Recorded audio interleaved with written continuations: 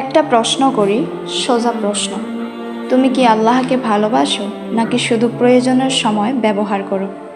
যখন বিপদ আসে তখনই হাত উঠে যায় দোয়ার জন্য, যখন কষ্ট হয় তখনই চোখও ভিজে যায়, তখন আল্লাহ খুব কাছের হয়ে যায়। কিন্তু বিপদ কেটে গেলে দোয়ার হাত নেমে যায়, নামাজ পিছিয়ে যায়, কোরআনটা আবার তাকের উপর উঠে যায়, তখন আল্লাহ আর ততটা জরুরি থাকেন না। এটা কি ভালোবাসা নাকি প্রয়োজন? সত্য কথা বলি, আল্লাহকে ব্যবহার করা খুব সহজ, ভালোবাসা কঠিন। কারণ ভালোবাসা মানে অগ্রাধিকার, আর অগ্রাধিকার মানে ত্যাগ। আল্লাহ চান না তুমি নিখুঁত হও, আল্লাহ চান তুমি সত্য হও। দোয়ার সময় যেমন আল্লাহকে ডাকো, নামাজের সময়ও ডাকো। কষ্টর যেমন আল্লাহকে ডাকো, সুখের সময়ও তেমন আল্লাহকে ডাকো। আজ নিজেকে একটা প্রশ্ন করো, আমি কি আল্লাহকে শুধু তখনই ডাকি যখন আমার কোনো রাস্তা থাকে না, নাকি আল্লাহ আমার প্রথম রাস্তা?